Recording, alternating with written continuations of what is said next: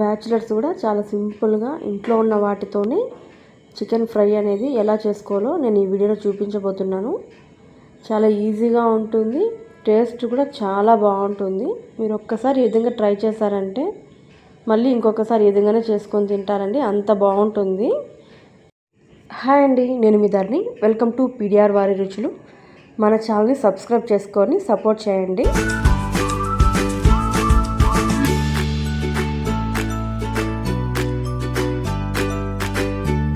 Chicken fry చేసుకోవడానికి నేను 1/2 kg చికెన్ని మీడియం సైజులో కొట్టించుకొని వచ్చాను.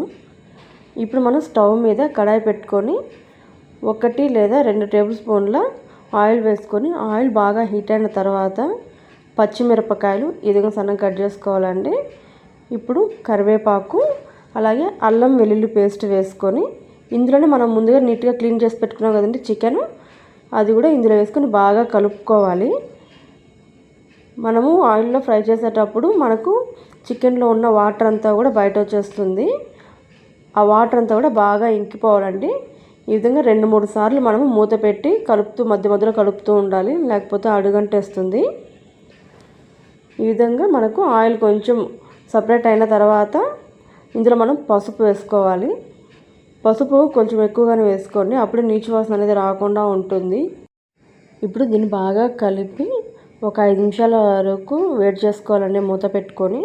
అప్పుడు చికెన్లో ఉన్న వాటర్ అంతా బయట వచ్చేస్తుంది. ఈ చికెన్లో వాటర్ అంతా బయట వచ్చి బాగా ఇంకిపోయిన తర్వాత ఇందులో మనము ఉప్పు వేసుకోవాలి, రుచికి తగినంత ఉప్పు వేసుకొని బాగా కలుపుకోవాలండి.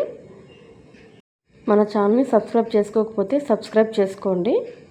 ఇప్పుడు ఆయిల్ సపరేట్ అయిన తర్వాత ఇందులో మనం ముందుగా సన్నగా కట్ చేసి పెట్టుకున్న ఆనియన్స్ అలాగే టమాటాలు కూడా వేసుకోవాలి.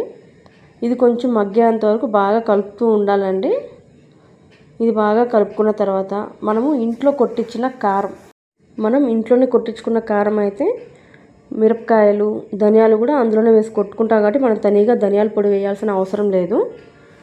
ఆ కారం మనం ఇంట్లో కొట్టించిన కారం వేసుకుంటే సరిపోతుంది. అలాగే కొద్దిగా గరం మసాలా వేసుకోవాలి.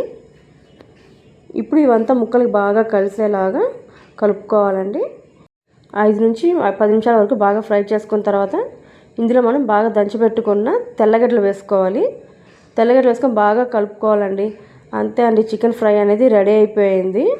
లాస్ట్లో తెల్లగడ్డలు వేసుకోవడం వల్ల అలాగే పచ్చిమిరపకాయలు వేసుకోవడం వల్ల మనకు టేస్ట్ అనేది చాలా బాగుంటుంది. చాలా సింపుల్గా కూడా అయిపోతుంది.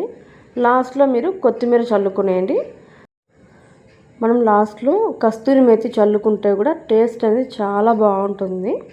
వీడియో నచ్చితే లైక్ చేయండి, షేర్ చేయండి, అలాగే సబ్స్క్రైబ్ చేసుకోండి. Thank you.